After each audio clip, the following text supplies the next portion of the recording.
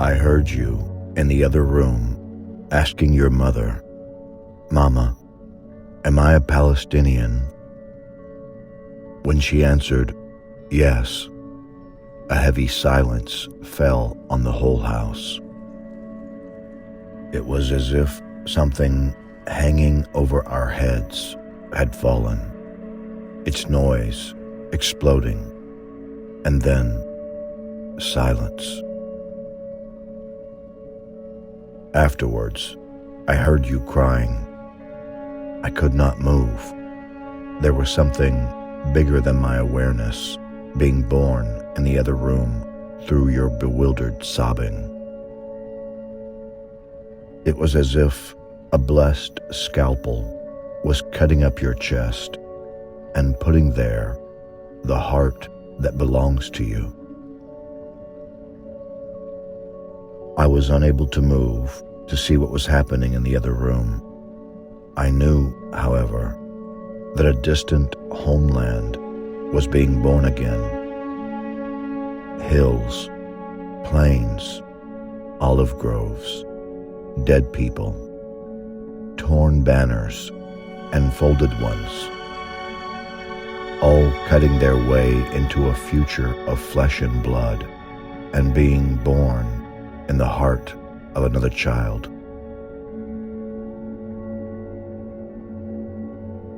Do not believe that man grows. No, he is born suddenly.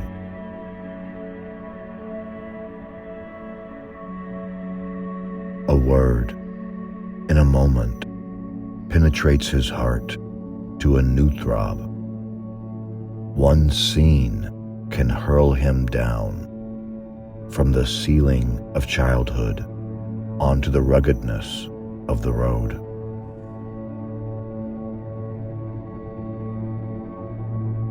You have something in this world, so stand for it.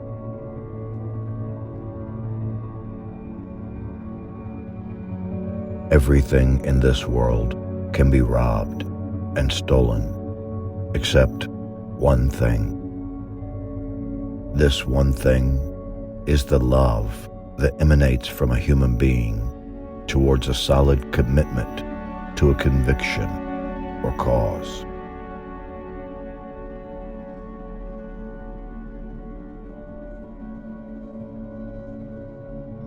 Imperialism has laid its body over the world. The head in Eastern Asia, the heart in the Middle East. Its arteries reaching Africa and Latin America. Wherever you strike it, you damage it, and you serve the world revolution.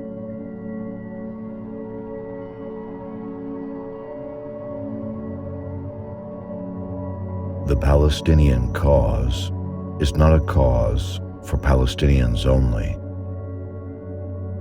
but a cause for every revolutionary, wherever he is, as a cause of the exploited and oppressed masses in our era.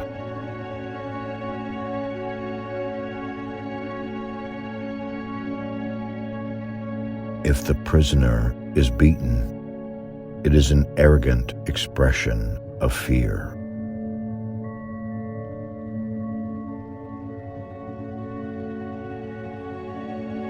A person is courageous so long as he has no need for courage. But he collapses when the issue becomes real, and he is forced to understand courage as an act of surrender. A detachment from human involvement, and is content himself with being a spectator rather than a participant in life.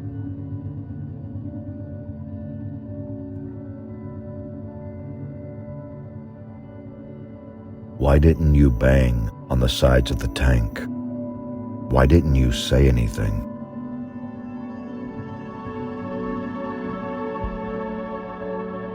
After all, In the final analysis, man is a cause.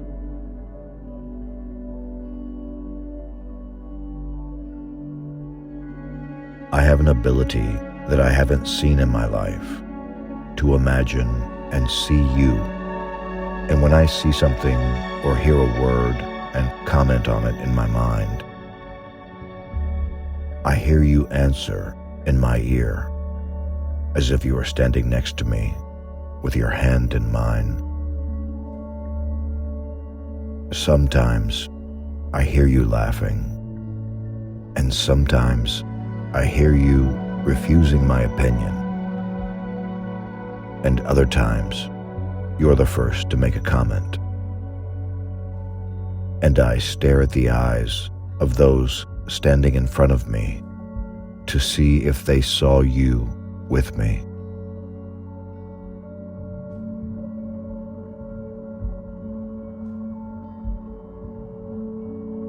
My political position springs from my being a novelist.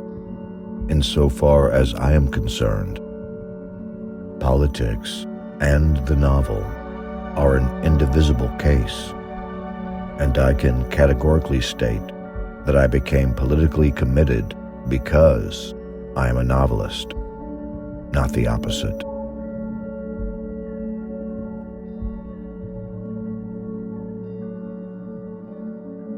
It was in another country that I earned my harsh subsistence, a place that had everything and nothing.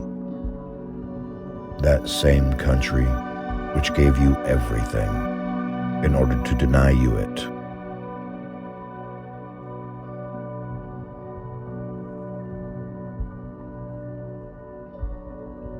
For a brief moment, the entire future was contained in my mind in the form of a lightning flash that illuminates the enormity of the unknown.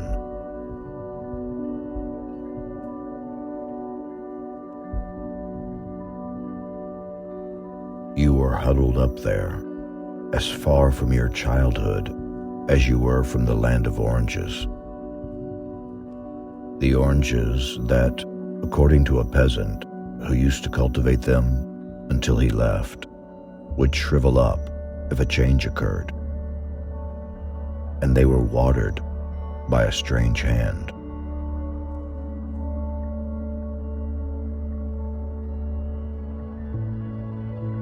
I wonder where the gazelle went. In the pale light of the match, I saw his face, as it had always been, thin, harsh, cold. His lips moved.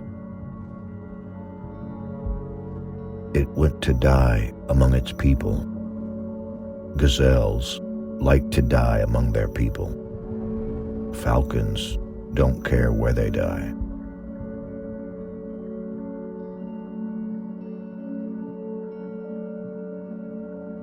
Her hands were folded in her lap, and I could see the palms, dry as blocks of wood, cracked like an old tree trunk. Through the furrows that years of hard work had traced in them, I could see her sorry journey from the time when she was a child until she grew to maturity. Those firm hands had nourished children as the earth nourishes the stem of a tender plant. And now they had opened suddenly, and the bird that had nestled there for 20 years had flown away.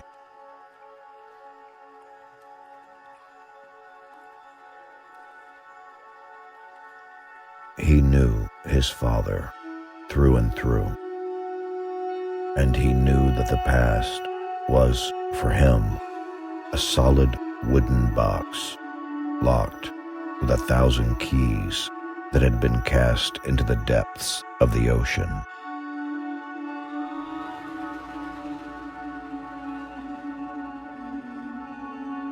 On the other side of this wall just the other side, were all the things he had been deprived of. Over there was Kuwait, what only lived in his mind as a dream and a fantasy existed there. It was certainly something real, of stones, earth, water, and sky, not as it slumbered in his troubled mind. There must be lanes and streets, men and women and children running about between the trees.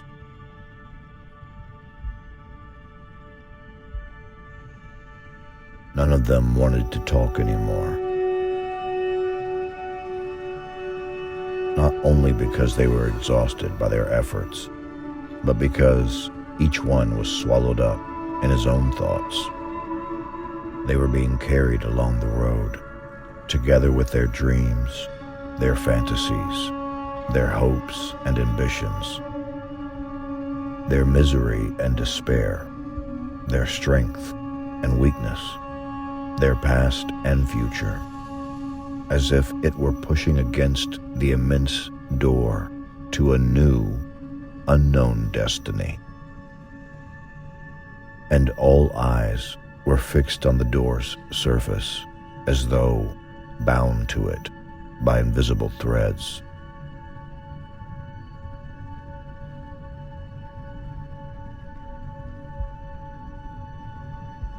My own self had suffered so long. I hated Gaza and its inhabitants. Everything in the amputated town reminded me of my failed pictures, painted in gray by a sick man. And yet, what is this ill-defined tie we had with Gaza that blunted our enthusiasm for flight? Why didn't we analyze the matter in such a way as to give it a clear meaning? Why didn't we leave this defeat with its wounds behind us and move on to a brighter future that would give us deeper consolation? Why? We didn't exactly know.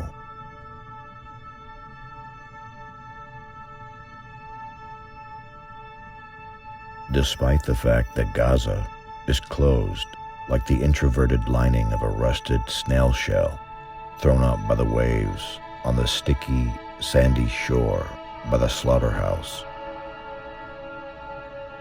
Despite the fact that this Gaza was more cramped than the mind of a sleeper in the throes of a fearful nightmare, with its narrow streets that had their peculiar smell, the smell of defeat and poverty, its houses with their bulging balconies.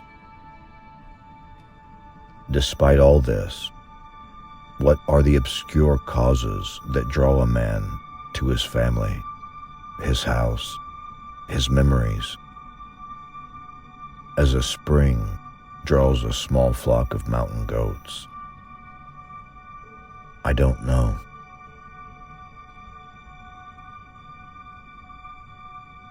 I shall never forget Nadia's leg, amputated from the top of the thigh. Nor shall I forget the grief which had molded her face and merged into its traits forever. I went out of the hospital in Gaza that day, my hand clutched in silent derision. The blazing sun filled the streets with the color of blood, and Gaza was brand new. You and I never saw it like this. The stones piled up where we lived had a meaning, and they seemed to have been put there for no other reason but to explain it.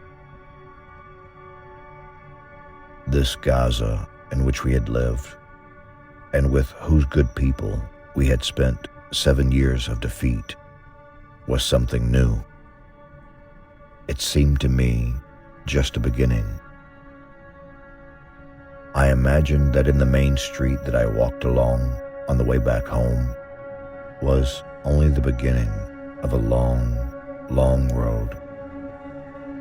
Everything in this Gaza throbbed with a sadness which was not confined to weeping. It was a challenge. More than that, it was something like reclamation of the amputated leg.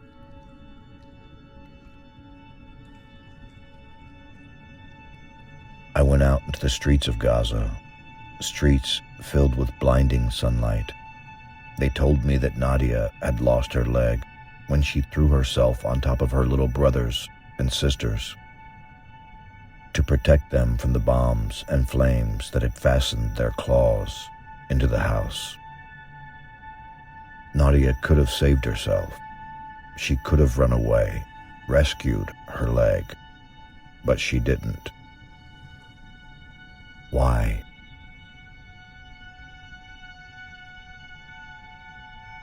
I have no regrets. No, nor will I finish what we began together in childhood.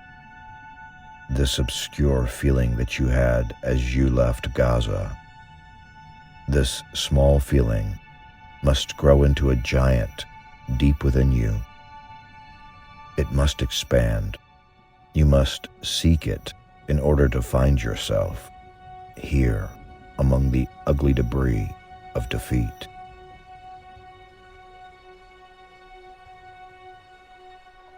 Come back, my friend. We are all waiting for you. Return to us. Come back to learn from Nadia's leg, amputated from the top of the thigh, what life and what existence is worth.